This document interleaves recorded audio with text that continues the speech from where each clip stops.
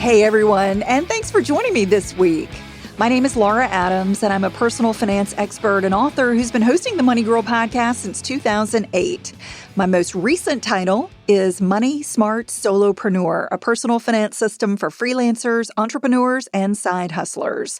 It was a #1 Amazon new release, and I just have to share a couple of verified reviews for the book with you.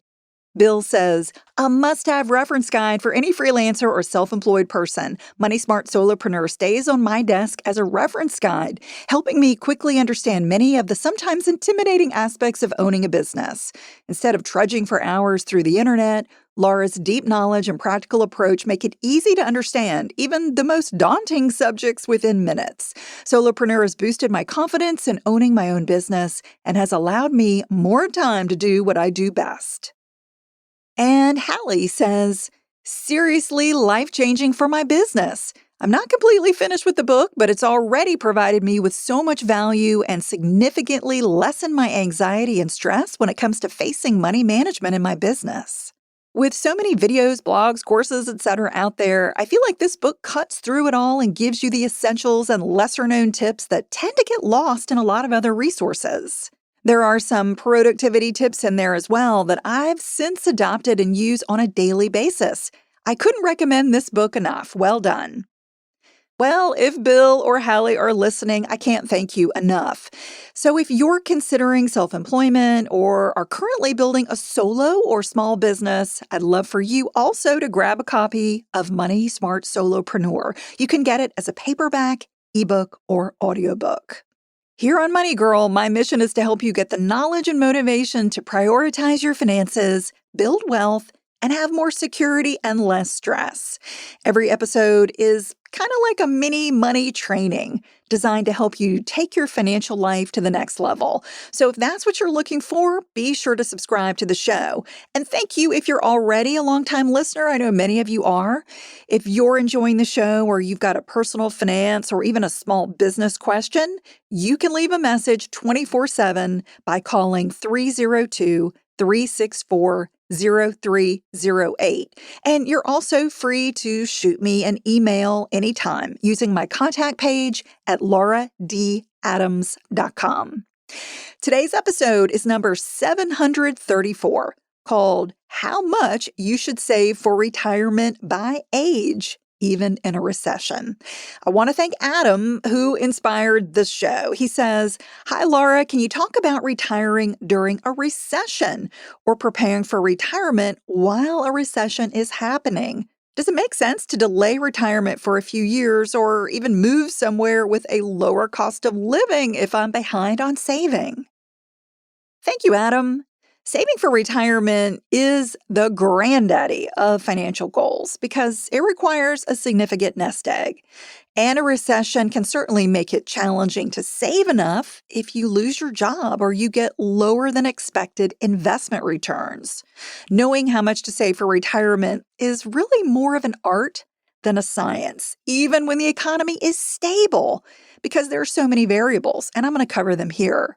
So navigating through a recession can really rock your retirement boat. So I understand your concern about it. But despite how confusing retirement planning may seem, I'm going to make it simple by giving you a guide for knowing how much money you're going to need. So let's get started. You probably know the whole point of saving for retirement is being able to enjoy a comfortable lifestyle after you stop earning an income. Most people reach an age when maybe they're just ready to slow down, or maybe they can't work due to poor physical or mental health. Having a secure retirement means you've got enough savings to preserve your pre-retirement income and standard of living. After you retire, you're probably going to want to buy the same food, shop for the same types of clothes, and enjoy the same hobbies that you do now. But you might downsize to a less expensive home or even have lower transportation expenses. But other costs like medical bills and travel could go up. So a typical retirement goal is saving 70% to 80% of your pre-retirement income. So think about what you're making now or what you're likely to be making right before retirement. For instance, let's say you earn $100,000 on average in the years leading up to retirement. You might need a minimum of $70,000 to enjoy a similar lifestyle. That's 70% of your pre-retirement income. However, I will say the lower your income, the more difficult it may be to live on less in retirement. However, you might want to plan for 90% or even 100% of your current income in retirement. That's actually my objective because I don't intend to reduce my standard of living. In retirement, I won't have to save more money for retirement, but I will likely have higher travel and medical expenses down the road. If you have high aspirations for retirement, like maybe you want to own a second home, there's nothing wrong with planning for more than 100% of your pre-retirement income. You might shoot for 110% or 120%. Also, your future debt, such as a mortgage or student loans for a child's college, needs to be considered. So let's cover typical sources for retirement income and how much you need so you'll never run out of money. First, let's talk about Social Security retirement benefits. If you're a listener in the United States or you're a U.S. citizen living somewhere abroad, you're generally eligible for Social Security retirement benefits if you work for at least 10 years. Social Security is actually a group of benefits for those who are either retired, disabled, or survive a relative who received benefits. The Social Security program gets funded from payroll taxes and from self-employment taxes. If you're an employee, check out your paycheck. You may see the deduction listed there as OASDI, which stands for Old Age, Survivors, and Disability Insurance. As I mentioned, you need to work a minimum of 10 years to qualify for Social Security retirement. Now, the calculation for how much benefit you receive gets based on the average of your highest 35 years of earnings. If you worked fewer than 35 years, those missing years are going to get counted as zero income, which brings down your average, obviously. And if you worked more than 35 years, only your highest earning years are considered. The program taxes earnings up to an annual threshold, which changes. It's actually increased over time. For 2022, the Social Security tax for employees is 6.2% of earnings up to $147,000. Your employer also pays an additional 6.2% on your behalf, so that adds up to a total annual tax of 12.4%. Now, you may be disappointed to hear that if you're self-employed, you have to pay that full 12.4% into the Social Security system on your own by paying the self-employment tax. Again, you just pay it up to the annual income threshold. So once you earn more than $147,000, you stop paying the tax for the year, and then you start all over during the next calendar year. While paying twice the tax on your self-employment earnings might seem unfair, remember that you can claim various business tax deductions that reduce your taxable income. So always take advantage of every tax deduction that you can, and I've talked about that in previous podcasts. So how much will you actually receive in Social Security benefits? Well, the benefit you get varies widely depending on your age when you begin taking it. The full retirement age has gradually increased over time because we're living longer. If you were born between 1937 and 1959, your full retirement age is 66. But if you were born in 1960 or later, you have to wait until age 67 to get full retirement benefits. However, no matter when you were born, you can elect to take early retirement benefits starting at age 62. The problem is you receive a permanently reduced rate, so it's not always the right decision. Let's say you earned more than the annual Social Security threshold for most of your career. If you fully retired in 2022 at age 66, the maximum benefit would be $3,345 per month. But if you took early retirement, you'd only receive $2,364 per month. Now, if you want to increase your payout significantly, You can delay retirement until age 70. If you took late retirement this year, the maximum benefit would be $4,194 per month. That's about 25% more monthly income for the rest of your life, which is a simple way to secure a more comfortable retirement if you can wait. The monthly benefits that I just mentioned would be the maximum amounts if you were a high earner for your entire career. Now, if you're a middle-class American who fully retired this year, you could probably expect a benefit in the neighborhood of $1,657 per month. That's the average right now. Remember that if you take time off from work, your benefit can go down, or if you get a raise or a second job, it can go up. Also, any earnings that don't have Social Security taxes withheld, like any money that you're paid under the table, will not show up on your benefit statement or get factored into your future benefits. If you're worried that the future of Social Security is in jeopardy, don't be.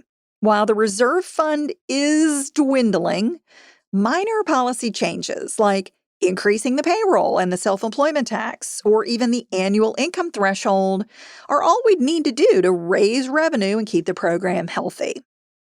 If you want to learn more about Social Security or even go paperless, check your earnings history, and see your estimated future retirement income, which I highly recommend, you want to create an online account at ssa.gov. Review your reported earnings for any errors because mistakes could keep you from receiving the benefits you're entitled to. All right, now that we've talked about Social Security, I do want to mention that, that money is great to have in retirement, but on its own, it's typically not enough for most people. The program was designed to be a safety net for unprepared retirees, not a sole source of income. So the bottom line is that you're responsible for creating your own retirement benefits. And I hope that's one of the reasons that you're listening to this podcast. I talk a lot about retirement. Consider yourself fortunate if you're a rare employee with a workplace pension. A typical pension pays in the neighborhood of 2% of your income for every year worked. For example, if you stay with your company for 20 years, your future benefit might be 40% of your pre-retirement income. As you can imagine, offering a pension is very expensive for a company, which is why they've fallen out of favor. While most workers don't have a pension, they typically do have a workplace retirement plan, such as a 401k or a 403b if you work for a nonprofit or a hospital or a church. Retirement plans cost companies a lot less because workers bear the burden of funding them, not employers. However, don't despair if you don't have a retirement plan at work or if you're self-employed. You've got options such as an individual retirement account or IRA. And if you've got a business, you can fund something like a SEP IRA or a solo 401k. You've got several options which allow you to save much higher annual amounts than with an IRA. Retirement accounts are the very first place your investment savings should go because they come with money-saving tax benefits, and that makes it easier to build your nest egg faster. To have enough money for retirement, I always recommend investing at least 10 to 15% of your gross income for retirement. If you do that regularly for decades, I know that sounds boring, but it's actually the best way to accumulate a healthy balance to draw from in retirement. And be aware that while no one likes paying fees, they're unavoidable on brokerage accounts because while they manage and administer those accounts for your workplace plan, they've got a lot of expenses to cover. So when choosing your investments, you want to pick those with low fees so they take as little of your investment earnings as possible. And your investment return varies depending on the investments you choose and the fees that I just mentioned. So I recommend buying low-cost funds such as stock index funds and balanced funds because they're highly diversified, reducing risk. Funds own hundreds or even thousands of underlying investments. Now, if you're a young investor with a long time horizon, I'm going to encourage you to purchase mostly stock funds. So those are mutual funds or exchange-traded funds, ETFs. that have mostly stocks.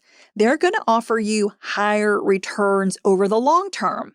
But as your time horizon gets shorter as you approach retirement, you want to protect your account from potential losses by owning fewer stock funds and more income-producing investments like bonds and bond funds.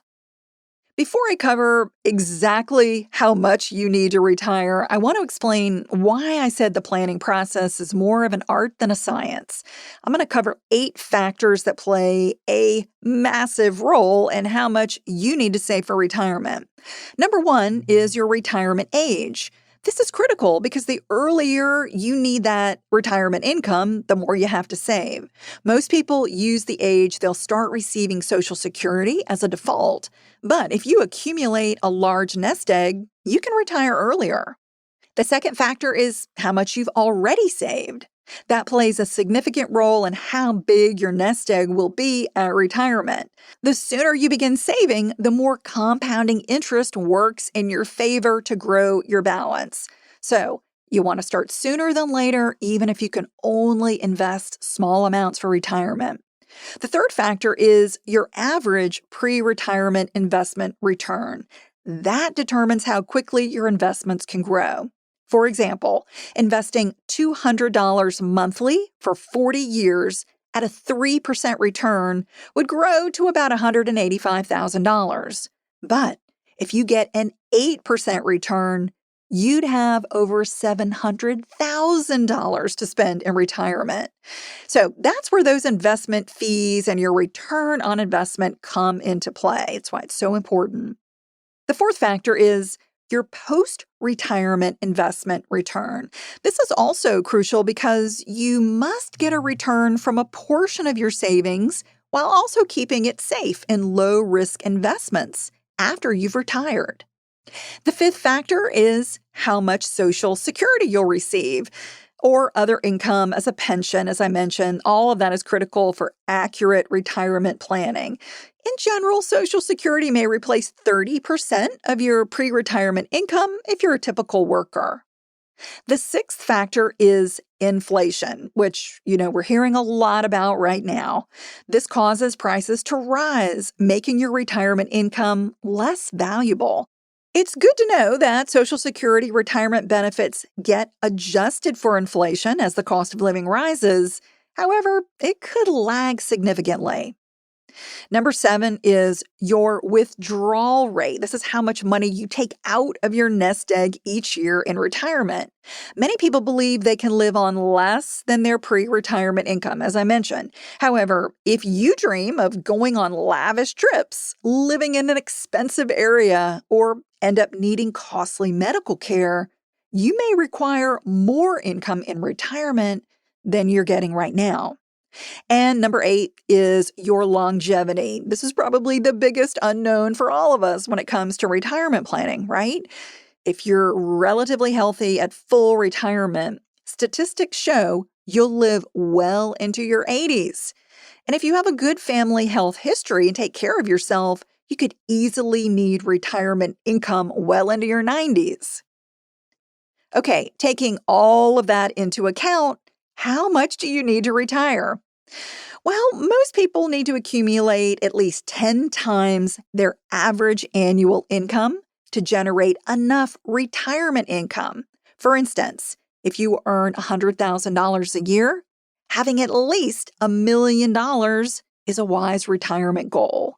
So let's say you earn less. You earn $75,000 right now, and you want to retire at age 67 with 80% of your pre-retirement income. That would be $60,000 a year. You can probably count on getting about $20,000 a year from Social Security, and the remaining $40,000 would have to come from your savings. Assuming you'll live 30 years after you retire and continue earning a conservative rate of return on your nest egg, getting income equal to, let's say, 5% per year is pretty reasonable.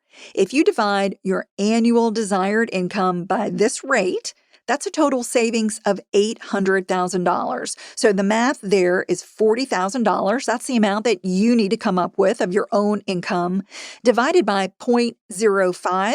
That is $800,000.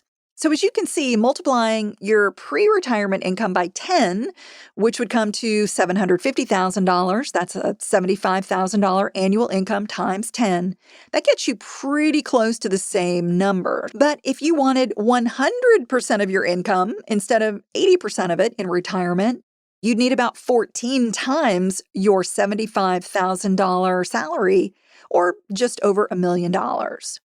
As your income, debt, and lifestyle change, reevaluate how much retirement income you'll need and whether you're saving enough to achieve it.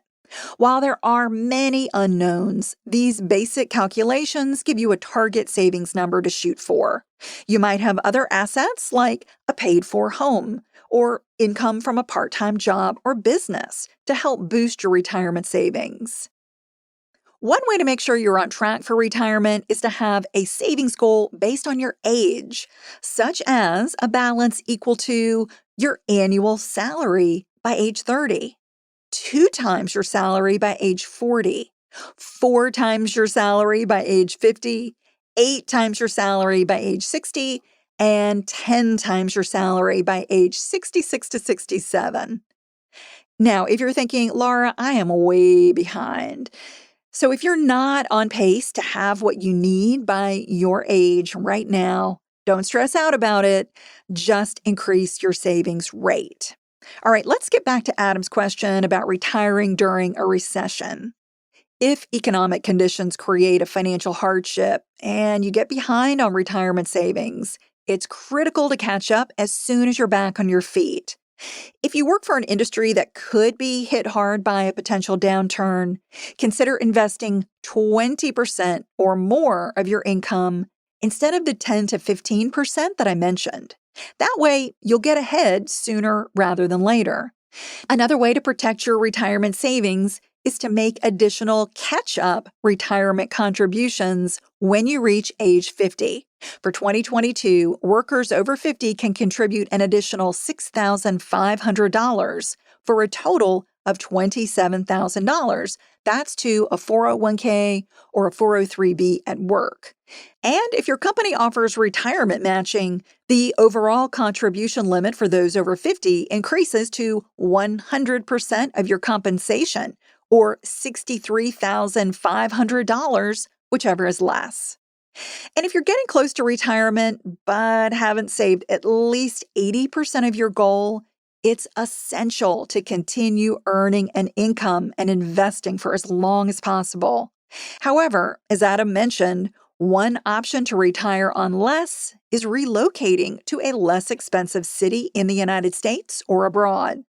Whether a move is temporary or permanent, it could be the ticket to finding more money to save, improving your lifestyle, and even having more fun in retirement. If you're not sure if you're saving enough for retirement, or you're worried about a recession or getting a late start, speak with a certified financial planner or CFP. They can help you set the right financial goals, create a budget, and make your retirement dreams a reality. Adam, thanks again for your question. And before we go, I want to invite you to connect with me on Twitter at Laura Adams, LauraAdams, or Instagram at Laura D. Adams. And Laura D. Adams is my personal website where you can use my contact page and come over and learn more about my work, books, and money courses. That's all for now. I'll talk to you next week. Until then, here's to living a richer life.